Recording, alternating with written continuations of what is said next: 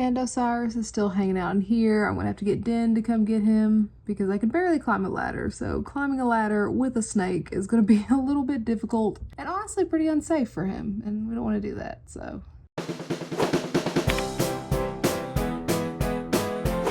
Good morning, Reptilians. Welcome and welcome back to the channel. I'm Elle and this is Elle's Reptiles. This week we are doing a tank upgrade for my Hognose. He, as you know, is in this tank. I'm honestly not really sure what size it is. I think it's like a 29 gallon. And he will actually be moving right up here to this tank. If you saw last week's video, you know that unfortunately several months ago, Percy did pass away and her tank has just been sitting here empty for all this time, and I'm finally ready to put Osiris in this tank, so that is what we're going to be doing today. Before we get started, this video is sponsored by Gecko, so make sure to stay until the end of the video to find out all about this awesome company. Let's get started. So this tank is from Custom Reptile Habitats. It is the 3 foot by 2 foot by 18 inches enclosure with glass doors. Also important, I did add this piece of plastic in order to prevent escapes. I don't think he could fit, but it's there anyway. And if you've watched previous videos, this is just when you buy windshield wipers, like at Walmart, it comes with this on the windshield wiper, and I just took it off and cut it because it's just flimsy plastic. It's been fantastic. We've had it for like 2 years now, and it's been great this whole time. It has a custom built background that was built by us with universal rocks that was also acquired from Custom Reptile Habitats. Not sponsored, that's just where it came from. For the substrate, we're using the same thing that we used in Osiris's last tank setup, which is a mixture of organic topsoil and play sand, children's play sand. Not calcium sand, just normal children's play sand that you get from hardware stores. And the soil on top looks so much darker than the soil below it because I didn't realize several days ago that I only had 1 bag of the topsoil, so I went ahead and stuck it in and mixed it with some sand, and then it sat and dried out for several days before I went to the store to get more soil. But it's all the same thing, just Scott's topsoil and children's play sand, not calcium sand, play sand. And we're just mixing that all up, and you can see here how deep that substrate layer is since he does love to burrow. And then it is time to put all of the decorations back in. For the most part, he is using the same decorations that he was using before, just because they are his. I'm just burying down some hides and adding in this potted pothos plant. Water bowl. This is our humid hide with the inclusion of our humid hide that we sell in our shop. He likes his hide, and he has had all solid sheds, so far so good. His favorite hide. This used to be the cave gecko's hide a long time ago before I upgraded her tank, and now it is Osiris's hide, and he spends most of his time in this hide burrowed down in the ground. And then we're just adding a bunch of fake plants just to fill this in and make him feel more safe and secure. And this giant piece of driftwood that was Percy's. Percy loved this piece of driftwood. She liked getting up and basking on it. It's been cleaned, but that will be his now. And then we're pulling all of his pieces of wood and fake vines and stuff into his tank from his old tank. Speaking of humid hides and shedding, right there in the front right of his tank, right there, there's a little black lava rock. It is so helpful for snakes to have something rough that they can rub against to help them get that shed started. He loves this rock. Also, the hobbit hide is rough on the top, so that should help too. But just a quick thought that I thought I'd throw in here. Heating and lighting, he will be getting an Arcadia UVB light and a deep heat projector.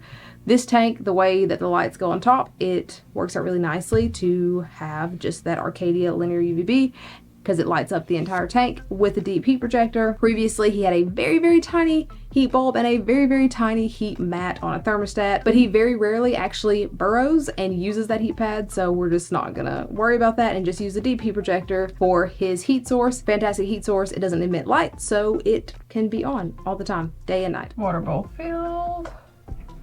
And focus. Humid hide field filled.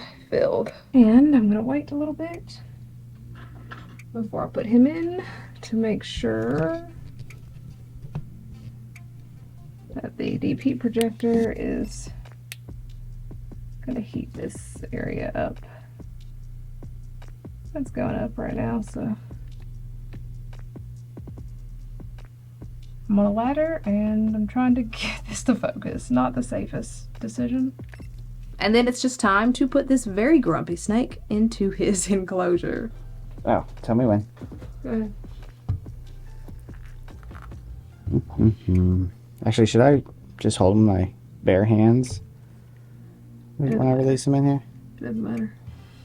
He's a little bit of a nibbler. Not that you can see anything that's happening at the moment.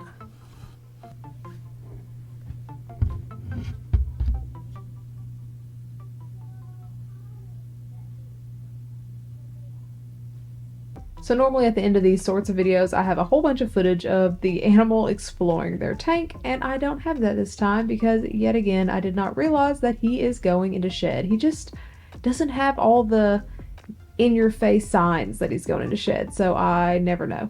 But he has spent the last several days just in his humid hide.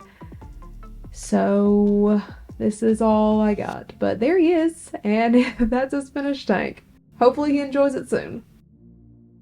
But that is it. That is all that I have for this week's video. Hopefully you enjoyed watching me set up this tank for Osiris, the very grumpy hognose snake. As I said at the beginning of this video is sponsored by iHeartGeckos. iHeartGeckos, awesome company. They do not make these tanks, but they do make conversion kits for aquariums that you may have laying around or you may get for super cheap and allow you to turn them into very inexpensive aquariums for your animals.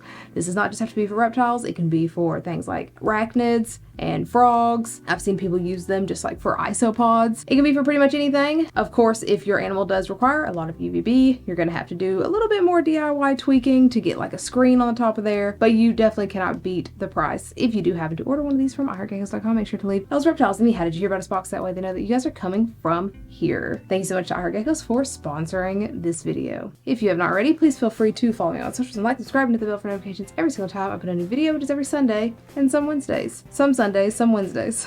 This week's Instagram shout out is here, this week's shout out is here. Thanks so much for liking, following, subscribing, commenting, sharing, and all that jazz. You are the bee's knees. Thank you so much for watching, and I hope you have a fantastic day. Bye. 3 foot by 2 foot by 2 foot enclosure with glass doors. Is that 2 foot? I think that's 1. It's 18 inches.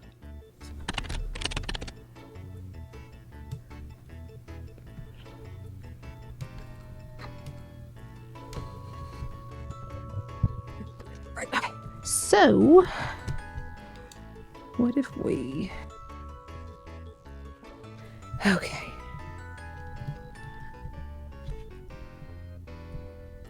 That, but he... Ooh, actually, let's get that me holding the snake. Oh,